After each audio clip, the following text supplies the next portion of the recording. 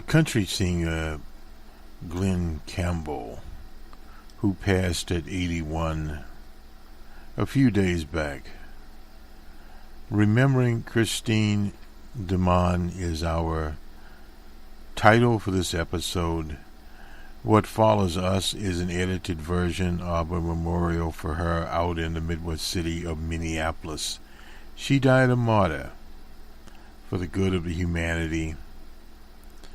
And as the speakers at the memorial looked back on her life and what she stood for there, we can see some linkage, spiritual linkage, between Justine,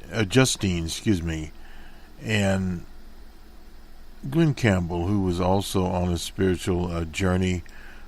We looked at his obituary. He was born in Delight, Arkansas. Had a number of hits. He was a man of the common people. Let me just go to a little bit of it here. He was a guitarist. He was a principal interpreter of Jimmy Webb, the Wichita Lineman, By the Time I Get to Phoenix, Galveston, etc. Southern Nights is back in the 70s when he made these hits out there. And he did a rework of Southern Nights by Alex Toussaint out of New Orleans. He himself was a legacy, no doubt. He worked with many artists as an instrumentalist, from Frank Sinatra to Elvis Presley, the Righteous Brothers, the Beach Boys, and even the Monkees. He was also a replacement for Brian Wilson at one time with the Beach Boys. So he was a man that moved around. He was in films, True Grit with John Wayne, and various other undertakings with Andy Williams, Neil Diamond, Anne Murray, Tanya Tucker, Rita Coolidge, and many others. We'll hear a little medley as we go out here. He was a born-again Christian. He was diagnosed roughly 6 years ago with Alzheimer's disease, which you just heard a little bit from which after the album was released, he had a farewell tour. That was a Ghost on the Canvas. And there was a documentary about his life, Glen Campbell, I'll Be Me, out there. And the original Oscar song for the theme, I Am Not Gonna Be Missed You, was released there. So he had 5 sons, 3 daughters, and 10 grandkids. He died at 82, whereas Justine died at age 40. As her father said in the memorial, she was killed by an agent of the state. We know all too well today, after that memorial, what happened in Charlottesville, West Virginia. A woman there that was about substance also was killed in Charlottesville, walking across the street after a protest by a Nazi. And we see these things coming home to us. Heber Heyer was a person of compassion. Excuse me again. But when we see this happening, it is one of those developments out there that confronts this nation as a nation of people. And it is now a topic that echoes throughout the country in terms of the violence in Charlottesville, the violence that occurred in the Midwest to Justine Damond, who was on a spiritual journey, no doubt about it. But when you put a European face on a murder by a police officer, then you see a different situation occurring. Within that neighborhood where Justine Damond lived, the people have now become activists against police violence. In that same area, we had Philando Castile, who died also as a martyr. Jamal Clark, who died as a martyr. And we're starting to see people talk about reforming of the police. But all these things are linked together.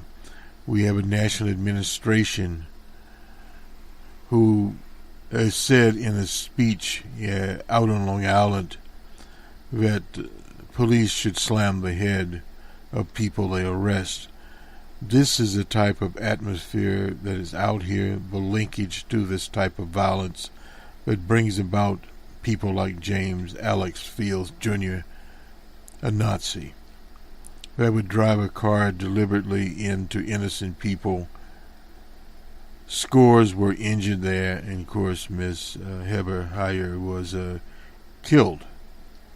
That in itself is a mockery of any society calling itself democratic.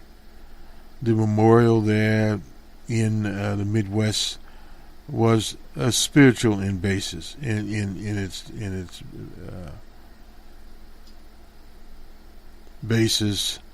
The governor was there, but the Governor Deaton did not speak at the memorial. He was in the background.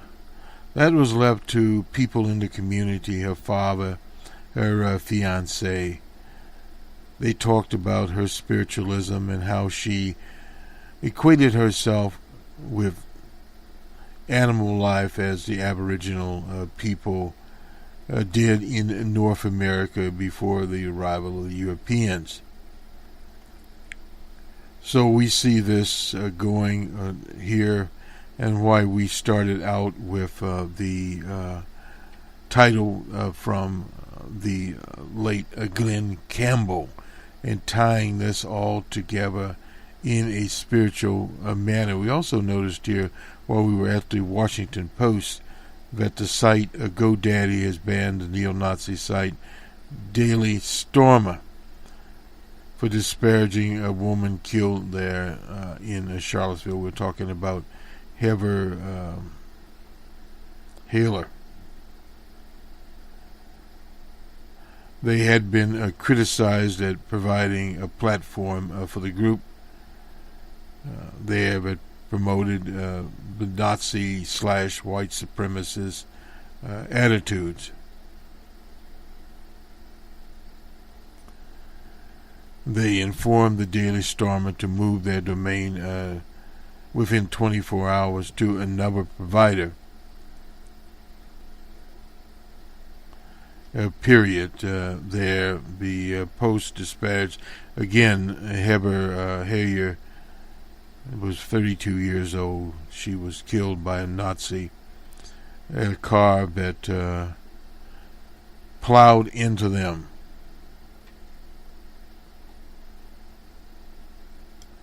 And the insensitivity of some people, it was characterized as a road rage incident. He said she was a drain on society and disparaged her appearance. Most people are glad she's dead. I mean, this is just too sick that it is just sick.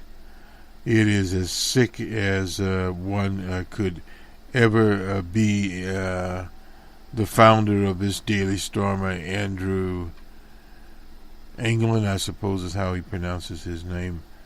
Anyway, nonetheless, GoDaddy, you host the Daily Stormer's post there, was tweeted by Amy Siskine in appeal to the web hosting company.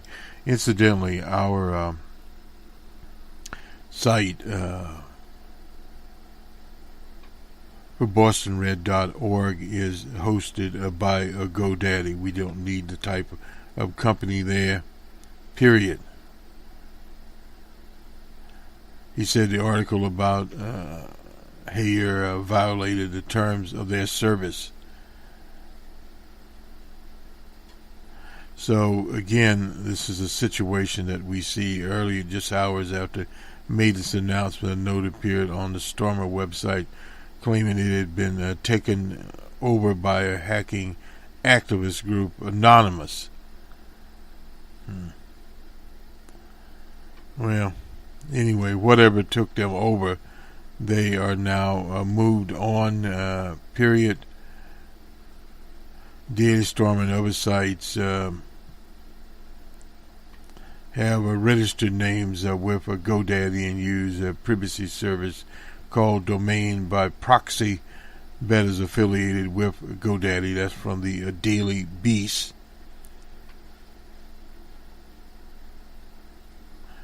GoDaddy had previously said that content, however tasteless and ignorant, is protected by the First Amendment. The company that told the Daily Beast back in July that the Daily Stormer article threatening to track down members of CNN did not violate their proxy terms. We did not see a reason to take any action on the terms of our service, as it does not promote or encourage violence against people. That was from somebody named Ben Butler. The Storm has identified by the Southern Poverty Law Center as a top hate site in America, publishes disparaging comments about Jewish people, women, Muslims, African Americans, anyone else they can throw in to the thing. But the Siskin's post was shared 5,000 times, roughly here. So, in other words, the pressure came on, and they were forced to, this is on August the 14th, that they departed with the Daily Stormer. This would bring a smile, no doubt, on the face of people like Justine, because Justine was in a loving, peaceful environment that, we can say that she lived within, and her father enunciated that at the memorial. We have just, I believe, one other little song by Glen Campbell. We're just doing this as part of his farewell here. We'll play it and we'll go out and we'll go on to the edited version of the memorial that was last Friday out in the Midwest city of Minneapolis. Glen Campbell will take us on to it. That's the legendary Glen Campbell rehearsing for tonight's Grammy Awards, which air here on CBS. Campbell will be honored with a Lifetime Achievement Award, his 6th Grammy, and he's currently on tour, a tour that unfortunately is scheduled to be his last. Anthony Mason went along to prepare this Sunday profile.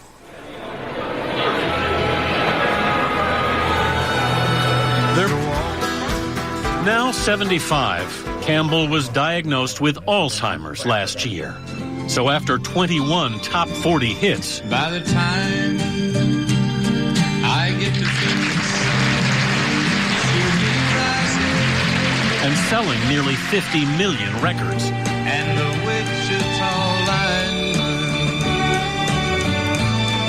is still on the line. the Rhinestone Cowboy is riding into the sunset. How are you enjoying this tour? I love it. I got my kids.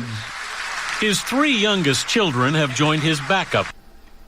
On we go to the Justine Damond Memorial. This is Boston Red on the 14th of August 2017 from WBRN Radio in Boston. Good day. Because she had such a passion for life and such a passion for experiences and growth that she was a leader and a true exemplar in the way she lived her life and uncovering the mysteries along the way. And that in situations where we face challenges and we're confused about why certain things happen and we can't make sense of it,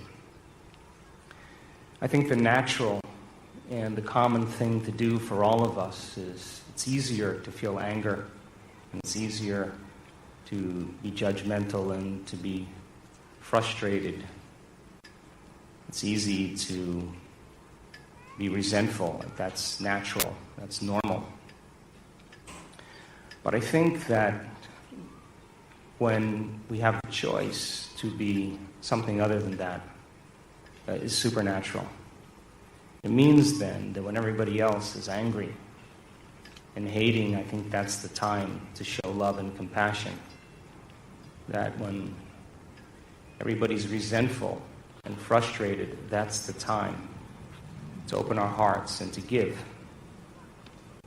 And certainly Justine, in my experience of her and her level of forgiveness, would not sweat the details and be more interested in having people be the living example of everything that she was in her life. And on many levels, she was supernatural because of that, and a true leader by example. And I had the privilege and the honor of spending time with her, and I know on a very implicit and deep level that she would want every one of us to live our lives in a state of grace, in a state of honor. And certainly, knowing Justine, she would not tolerate too much pain, too much suffering. She wouldn't tolerate too much anger or hatred or judgment. She would want all of us to, if we truly loved her and her mission and what she stood for and believed in, to live our lives in joy. I think that would be, on some level, the greatest believed in. To live our lives in joy. I think that would be, on some level, the greatest expression of love that we could demonstrate for her. And although it's not easy, and all of us experience loss on some level, the beauty behind conditions like this is it causes us to ask bigger questions like, who am I? What is my purpose in life? What am I doing? Let's try to make sense of this. And when we do, I think we reach for greater understandings. We reach outside of time. We reach outside of space. We look for answers that are bigger than us. And in this blink of eternity that you and I are consciously living in, for many of us, this situation has caused us more self-reflection, greater appreciation for life, waking up from unconscious things that preoccupy us and finding more values and meaning in life. That when we experience tough moments, when we ask those bigger questions, the soul in us begins to wake up. Part of us that wants to know more, part of us that wants to evolve to a greater understanding so that we can cope with loss and separation. And yet in the realm of non-locality where there is union and wholeness and oneness, there is no separation. And I think that the greatest gift in these moments is to experience whatever we need to experience and then make the effort as a tribute to this wonderful, beautiful person to live a life equal to how she lived. To this wonderful, beautiful person to live a life equal to how she lived. I'm Justine's father. I want to thank all of Justine's friends and colleagues from Minneapolis for coming to this memorial to honor and mourn her loss. I want to thank all of Justine's friends and family. I'm Justine's father. Australia, Canada, and across America. I want to thank all of Justine's friends and colleagues. Also, I want to say welcome and thank you to all who do not know Justine and are here to honor her and mourn her loss. And finally, my family and I wish to thank the people of Justine and Don's neighborhood and communities for the outpouring of love and support which has engulfed us. Justine should not have died. This is wrong on every level. From the cosmic, Justine was exploring our spiritual nature and teaching love and compassion. We need that kind of person with us. To the mundane, Justine, my daughter, was killed by a bullet fired by an agent of the state. I don't understand. I should have been on a plane to her wedding, but we were flying to her funeral. This is our first visit to Minneapolis. We should be walking arm in arm down the street, smiling and laughing.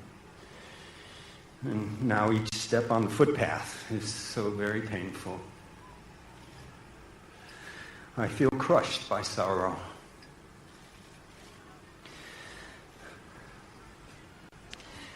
Before Marion and I left Sydney, we visited a good friend.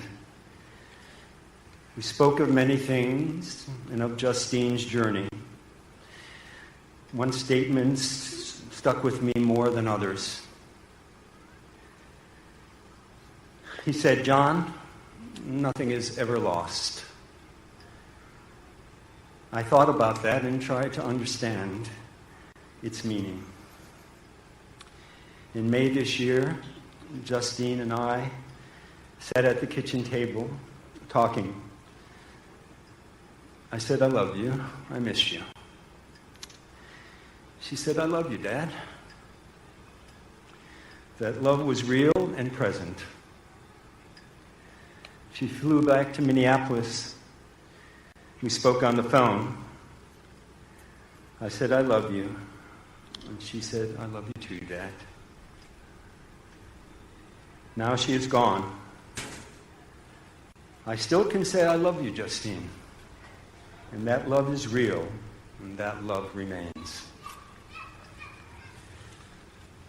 Those who knew Justine know she could tell a great story and make us laugh. When she left the room or went away, we could tell that same story, and we would laugh. Now she is dead, but I can still tell that same story, and it still makes us laugh. I now understand nothing is ever lost. I am reminded by Justine's death that love is not bulletproof. We must work hard to protect the people we love. We seek justice for Justine. We are determined to get justice for Justine, because in getting justice for her, we will be getting justice for all of us. I want Justine to be here, but she's been taken from us. Yet her legacy lives on. I want to learn from Justine and the way she lived. Justine believed in a bond between animals and humans. She believed that making a connection with animals made humans better. She called this fuzz therapy. She might say to someone, "You need some fuzz therapy," and go to find a dog or a cat and for someone to hold and play with. Connecting with Justine made people better. I call that Juzz therapy. You have stolen my daughter and ripped her from our arms. But in the spirit of Justine and the way she lived, I give you this story. Justine was working in our bookshop and went down to the cafe run by two Italian brothers. She came back 15 minutes later with a coffee. She said, "Dad, Joe was very chatty today. He said he'd been there, he'd done that, he'd played football for Milan. He said he spoke 5 languages, Italian, French." I said, "Stop. Joe, bullshit is not a language." That's Judge therapy. Thank you.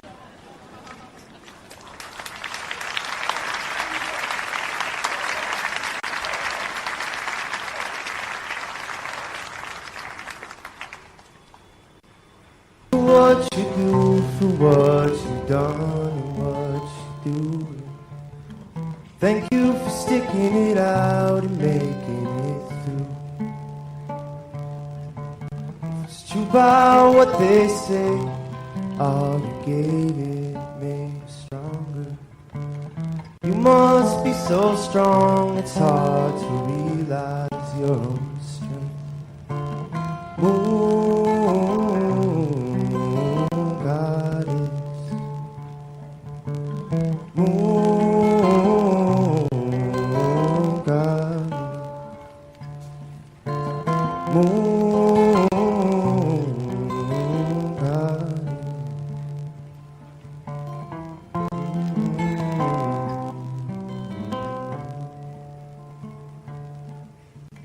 Body is a temple and the mind is busy praying.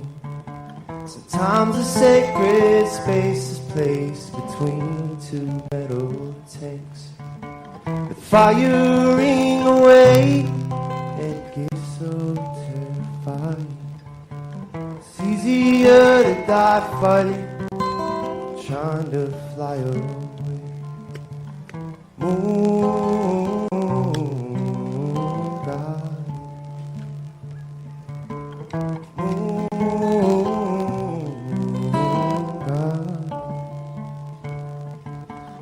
Imagine what it's like to know somebody who's supposed to love you. They don't love themselves, so all they know is how to hate. How to push you down the well with dirty water that was barely flowing. All the lonely nights you spent floating in the rain till the morning you were free. Till it lifted you to see all the beauty in your being, all the light beaming inside you every moment that you breathe, like a sparkle in your eyes reflected from the stars so high. They are pinned from the same source of love.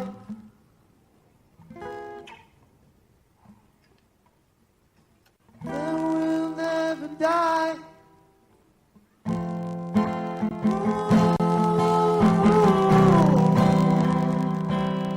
Ooh, God,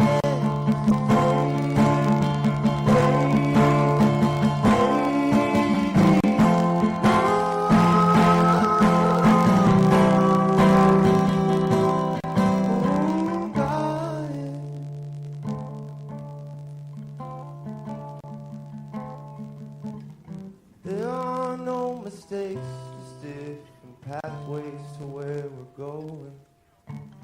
Perfect the way we are, look at ourselves. Story is a gift, you're the only one that can tell it. Chances are somebody else is dying for your help.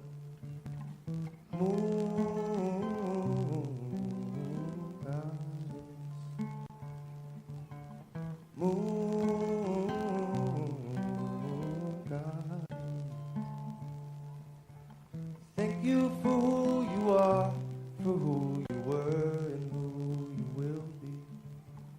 Thank you for sticking it out. It made me about what they say. All she gave, it made me stronger. She must be the strongest person that I ever knew. Excited to be going to Hawaii next week and completely honoured to be her bridesmaid. And that vision I will hold with me. Excited to be going to Hawaii next week and completely honoured to be her bridesmaid. And that vision I will hold with me forever.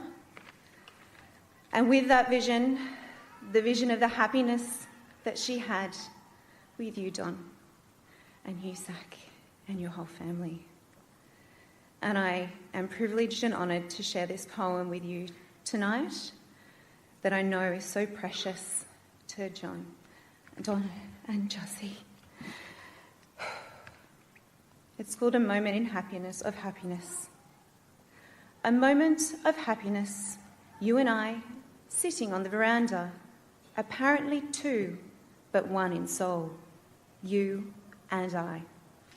We feel the flowing water of life here, you and I, with the garden's beauty, the birds singing. The stars will be watching us, and we will show them what it is to be a thin crescent moon. You and I, unselfed, will be together, indifferent to idle speculation, you and I. The parrots of heaven will be cracking sugar as we laugh together, you and I. In one form upon this, in a timeless, sweet. Beautiful. First of all, I have a lot of people and organizations that I really want to thank. There's too many for me to go through, or we'd be here all night. And I mean that. The gratitude that I feel and that our family feels, both from Australia and from here in Minneapolis, is just, it's unbelievable.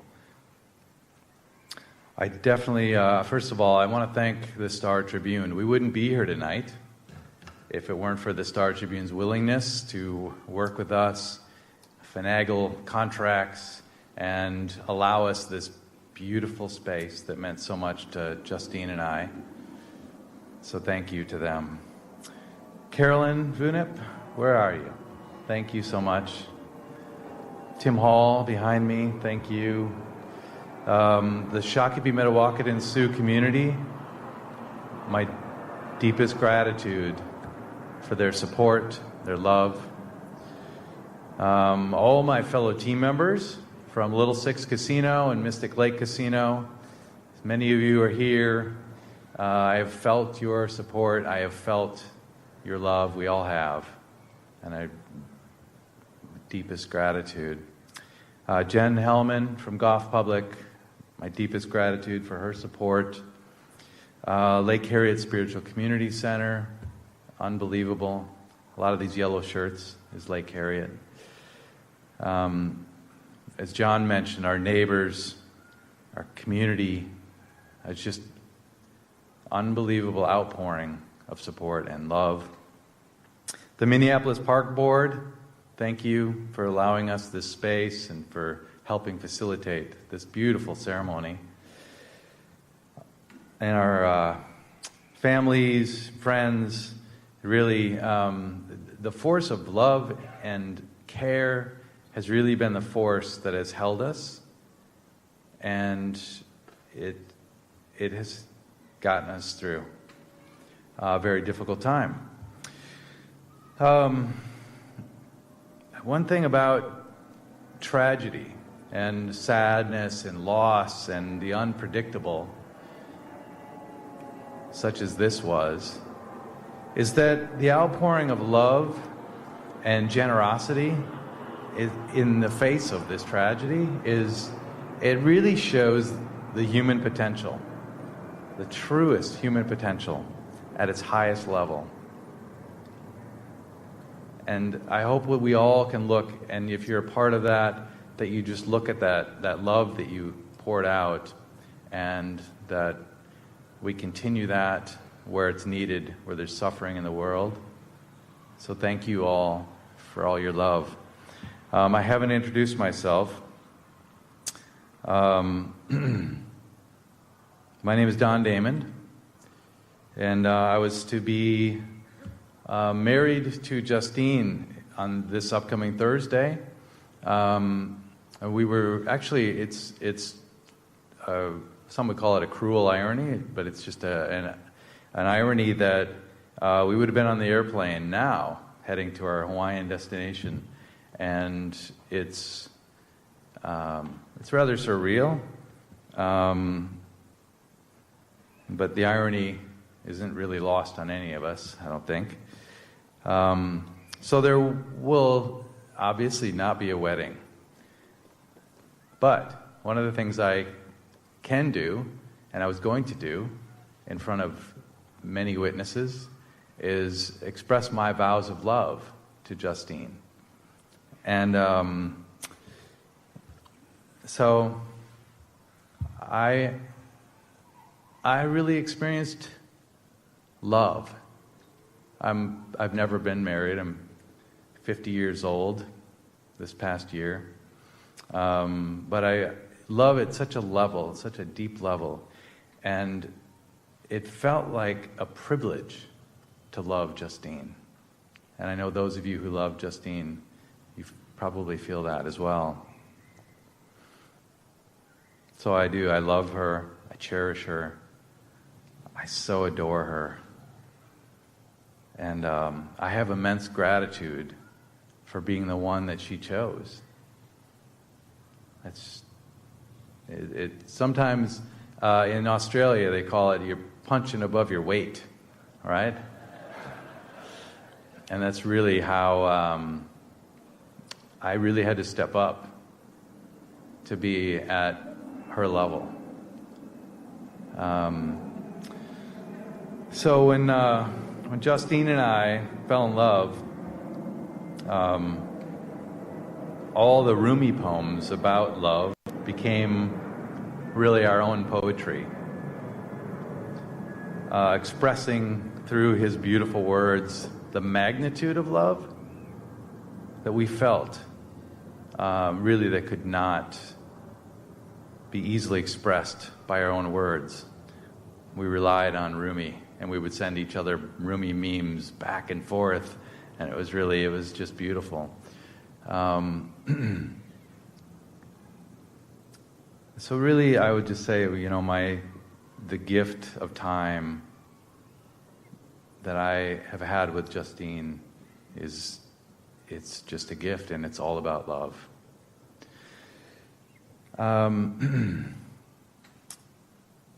Justine was a living example of self-mastery. Her life, it wasn't without big challenges, but she overcame those challenges over and over again. And I witnessed this. Her father warned me of her determination, and it truly was there. She overcame those through thinking and being greater than what she was feeling at the time. In the work that we do, we call it thinking greater than our environment, thinking greater than time, thinking greater than how we're feeling. She made that decision again and again and again to define our future, not from the past, but from the vision of that future that she was creating over and over again. She really was creating the greatest version of herself. Justine, many of you know Justine, many of you don't. Many of you maybe know her through me or through the family, but the one thing that has really been so apparent is everywhere she went and the people she touched with a sense of love joy, kindness, playfulness. And that is who Justine was. But she chose to be that over and over again.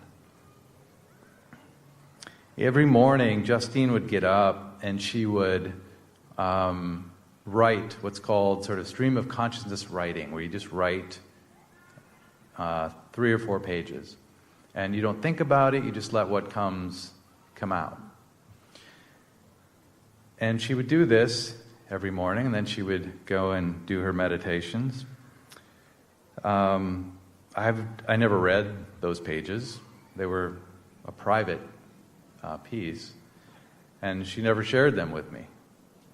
But in wanting to understand how something like this could happen, I'm in trying to peel away the veil of the mystery and the mystique and the exploration of how can something like this occur. I did read them. I want to share some things that she read, and she she's probably either laughing right now or, doing one of these, but I want to share this because it's inspiring. Justine's legacy was to inspire. Justine's legacy was to give and be generous and be kind and joyous and playful. And so to me, this is Justine. This is the conversation she was having with herself, with her highest self. So this is an excerpt. Allow, show up, be clear, let your heart in. How much do I love myself? How much do I love animals and the planet? Be free, be open, be happy and study. Let it come together now, right now. Can we open up to the light? I am here. We can explore life and lessons and mystery. Let yourself be taken to new heights and then higher. I am here. I am love. I am joy. I am whole. I am free. I am alive and open and tasting freedom. I am sure of the truth. I am love. I am whole. I am the truth. I am love. I am thankful. I am truth. I am alive. Many of us have tried to make changes in our own lives at times, and we bump up against our own willingness, our own willpower, whatever that is. And Justine, of course, came up against her own resistance. And I found this little piece where she was sort of having a conversation with herself about that. And this is, I share it again because it's inspirational in how she overcame herself. And this is what she wrote. I'm here to acknowledge that it's not about whether I want to or feel like it. It is about whether action improves my life with consistency, persistence, and practice. It is about dedication and persistence of a habit beyond how I feel. Persistence of a habit beyond how I feel.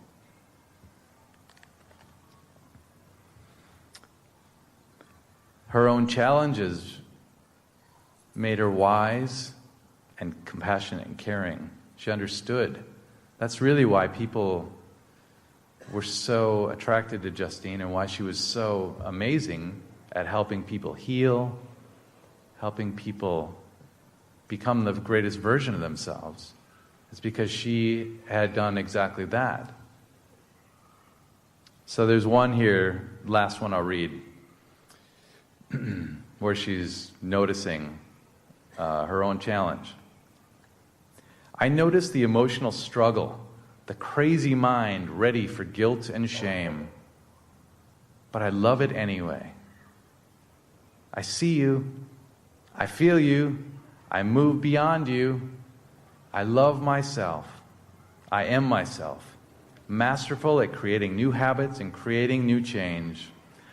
I am masterful and joyful. I am pleasantly surprised at it all. Life, love, and so much joy. Together we can change the world. The shifts happen in practice.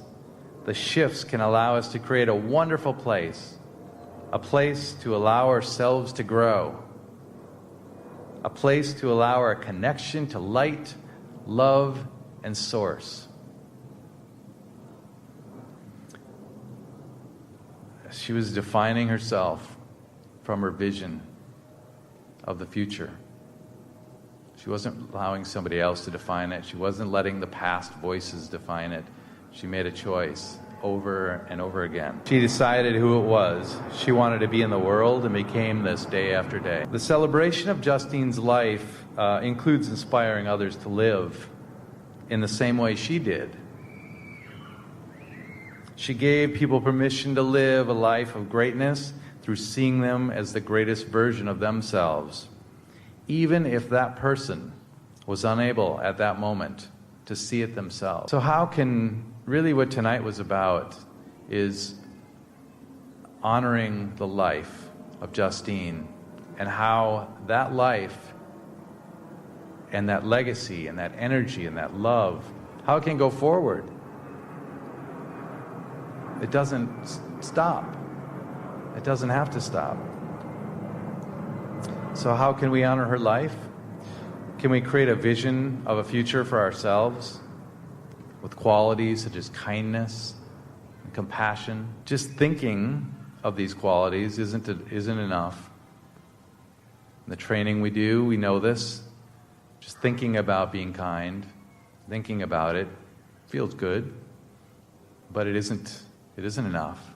For us to bring true transformation to this planet and to this space and to your life, it really is about becoming those qualities over and over again. Like an athlete who practices their skill, we need to practice it again and again. We just watched the Ducklings video, and I love that video. It's so good. She came home that night and she said, I just reached utopia. She leaned against the wall and she looked up, and I said, wow, what was it? I knew she was teaching meditation that night, and she I thought it might be somebody, had a breakthrough or something really big. I rescued 8 ducklings. So,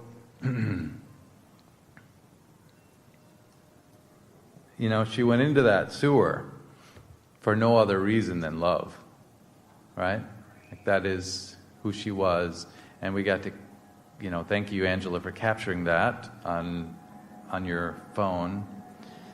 I used to walk into the house, or I'd walk into the bedroom, and I would hear this soft, kind of sappy music playing, and I would say, are you watching dog rescue videos again?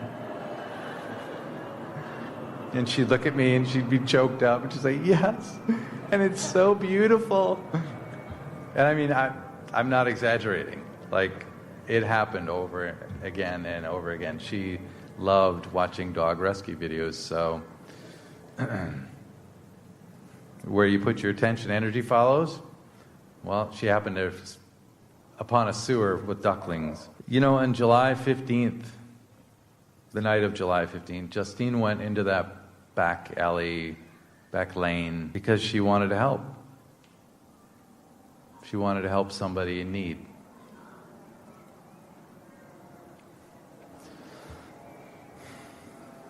She went there and she was led by her heart. Same thing we witnessed in that. Going into the sewer, she didn't know what was in the sewer. She didn't know if it was dangerous. She didn't know if it was... she did get very dirty, right? Didn't matter. And she was led by her heart. And although, within 5 minutes of going out there, we know what happened. I know this, that I can't accept that the love stopped, nor that it ever stops. I know it won't. I feel it. We all feel it. Look at the turnout here. This is about love and care. My love won't stop, and I don't believe her love will stop because we feel it.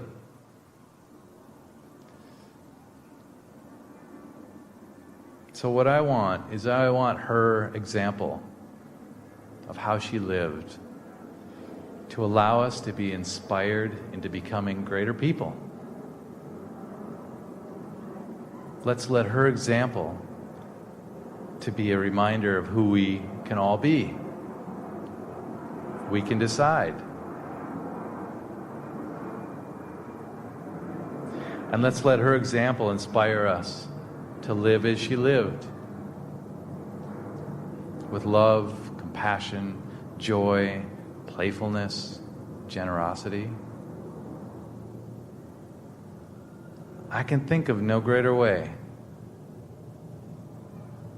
to honor our dear, sweet, loving Justine. Thank you.